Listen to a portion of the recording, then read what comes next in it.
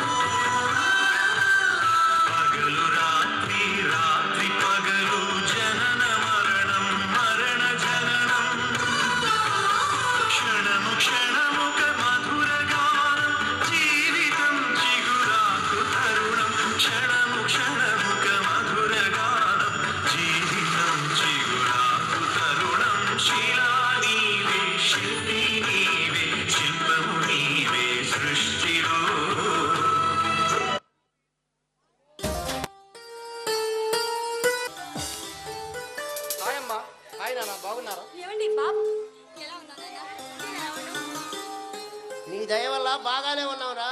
ఇక నువ్వు వచ్చావుగా, ఏమైతాయో మా బతుకులు. ఇందులో నాదా ఏమిటో. లేకపోతే ఏంట్రా, నువ్వు హాస్టల్లో చేరి 3 నెలలు అయింది, ఇంతవరకు ఒక ఫోన్ లేదు, పాడు లేదు. ఇప్పుడు వచ్చి బాగున్నావా అని అడుగుతున్నావా? నాన్న, నాకెక్కడ తీరుతుంది? పొద్దున్నే కాలేజీకి వెళ్తానా, తర్వాత ట్యూషన్, ఆ తర్వాత స్టడీ అవర్, ఇవన్నీ టైం చూసుకుంటూ పోవాలి.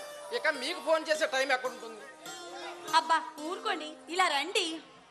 వాడు చేయకపోతే మనం చేస్తున్నాం కదా, వదిలేయండి. అదేంటి అలాగంట? ఫోన్ చేయకపోతేనే చేయలేదంట, వేరే వాడు ఇక్కడికి వచ్చాక ఇలా మాట్లాడతావు నీ గొప్పతేగా. వారి ప్రేమతో అలా మాట్లాడాను. ఎందుకండి ప్రతిదీ భూతద్దంలో చూస్తారు? మీ నాన్న మాటలకి వెళ్ళిన కానీ నువ్వు ఫ్రెష్ చేయరా నాన్న. అలాగే.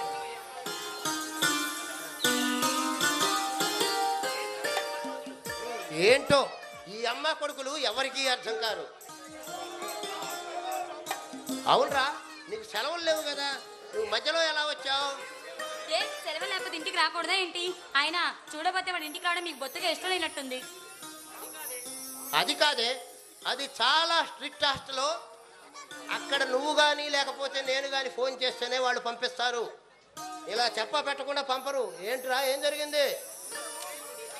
చూడబోతే వాడి ఇంటికి రావడం మీకు ఇష్టం లేనట్టుంది, నాకు అర్థమవుతుంది. అవునమ్మా, నాన్న చెప్పింది నిజమే. నేను హాస్టల్లో చెప్పకుండా వచ్చేసా. అదేంట్రా, ఎందుకలా? అర్థమైందిగా, ఇప్పుడు ఏమంటావు?